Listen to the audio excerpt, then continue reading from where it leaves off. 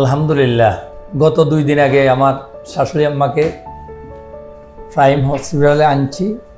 আনার কারণ হলো ওনার হঠাৎ করে মিডনাইটের খুবই একটা খারাপ অবস্থা আমরা দেখতে পেলাম। সেটা হলো মুখে নাকে দিয়া ফেনা টানা যাইতেছিল। ইমিডিয়েটলি আমরা তাৎক্ষণিকভাবে সম্ভবত 2টা বাজে আনতে, তখন বৃষ্টিও ছিল। আনার পরে প্রথমে আমাদেরকে ভর্তি দিছে। ভর্তি দেওয়ার পরে ভোর 5টার দিকে আইসিইউতে আনা হয়েছে। আলহামদুলিল্লাহ, এই গতকালকের ভোর 5টা আর এখন বাজছে সম্ভবত প্রায় 12টার কাছাকাছি। এই 24 ঘন্টার পরে এখন আবার প্রায় আরও 6 ঘন্টা হয়েছে, টোটাল প্রায় 30 ঘন্টা। এই 30 ঘন্টায় আলহামদুলিল্লাহ আমি আমার শাশুড়ির যেই উন্নতি দেখছি। ওনাকে আমরা এখানে আনছি সেন্সলেস অবস্থায়, এবং আইসিইউতে যখন আনা হয়েছে তো ওনাকে গতকালকে ভোর 5টায়, তখন ওনার জ্ঞান ছিল না। আলহামদুলিল্লাহ গতকালকে বিকালেও আমি ওনার সাথে কথা বলছি। ওনার বয়সটা বোঝা গেছে কম, কিন্তু আমরা সন্তুষ্ট এই জন্য, যেখানে টোটালি জ্ঞান ছিল না সেখানে উনি আলহামদুলিল্লাহ আমার সাথে কথা বলার জন্য যথেষ্ট চেষ্টা করছে। সাউন্ড কম আসছে কিন্তু কথা বলছে। তো সেই তুলনা আজকে সকালের রিপোর্ট, সকাল 9টা বাজে উনি স্পষ্ট কথা বলতে পারছে। সবচাইতে ভালো লাগতেছে, আমাদের নোয়াখালীতে কোনো আইসিইউ ডিপার্টমেন্ট ছিল না। প্রাইম হসপিটালে অনেক বছর থেকে আমরা সবাই সেবা নিচ্ছি সুন্দরভাবে, তবে আইসিইউ কোনো না থাকাতে আমরা ঢাকাতে যাওয়া লাগতো। এইখানে সন্তুষ্ট বেশি লাগতেছে আইসিইউটা, যেহেতু আমরা এখানে সার্ভিসটা পেয়েছি, না হলে আমরা ঢাকাতে মুভমেন্ট করা লাগতো। ওটার থেকে আমরা বাঁচছি এবং সার্ভিসটা যথেষ্ট ভালো পাইছি। আর ডাক্তার স্যারের সাথে আমার ওনার নাম জানা নাই, আইসিইউ যে ডাক্তার, ওনার সাথে আলাপ হয়েছে। আধা ঘন্টার মধ্যে আমার রোগী ইনশাল্লাহ ওনারা কেবিনে দিবে। এটা ম্যাক্সিমাম হয়তো একদিন থাকা লাগবে, এটাও বলছে।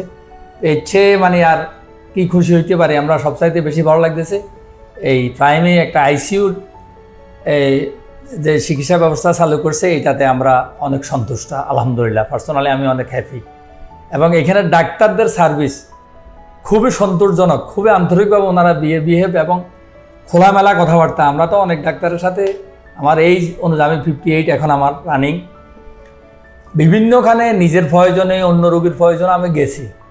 ডাক্তাররা মনে হয় যেন 5টা শব্দ বললো, ওনারা 2টা কথা বলতে চায় না। কিন্তু এখানে দেখছি আমি হয়তো একটা কথা বলছি, একটা প্রশ্ন করছি, উনি আমাকে একবারে পার্টিকুলার সব কিছু বুঝিয়ে বলছে।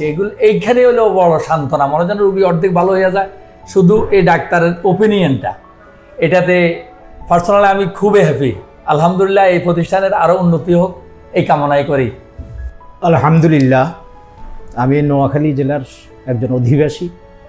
সব সময় প্রতিটা ক্ষণে নোয়াখালীর যে কোনো অর্জন আমাকে আনন্দ দেয়। প্রাইম হসপিটাল দীর্ঘদিন থেকে লক্ষ লক্ষ মানুষকে সেবা দিয়ে যাচ্ছে, উন্নত সেবা দিয়ে যাচ্ছে। এবং আমি অনলাইনে যখন দেখলাম যে প্রাইম হসপিটালে আইসিইউ, এইচডিইউ বা সিসিইউ এই সুবিধাটা প্রচার হচ্ছে, তখন আমি ধারণা করছিলাম যে এটা আসলে অ্যাকচুয়ালি এটা কি এই মুহূর্তে ফাংশন করতেছে কি না আদৌ আছে। তো যিনি রুগী উনি আমার মা। তা আমি এখানে আসার পরে যে জিনিসটা আমার কাছে ভালো লাগছে সেটা হলো, ভিতরে ডক্টর স্যারেরা ওনাদের সাধ্যমতো সেবা দিয়েছেন। ভিতরে হয়তো আমি খুব একটা যাইনি। আর সামনের ডেস্কে এখানে যারা অফিসিয়ালস ছিলেন, ওনারা আমাদেরকে যে কোনো তথ্য যখনও জানতে চাইছে অত্যন্ত আন্তরিকভাবে, কখনো বিরক্ত হন নাই।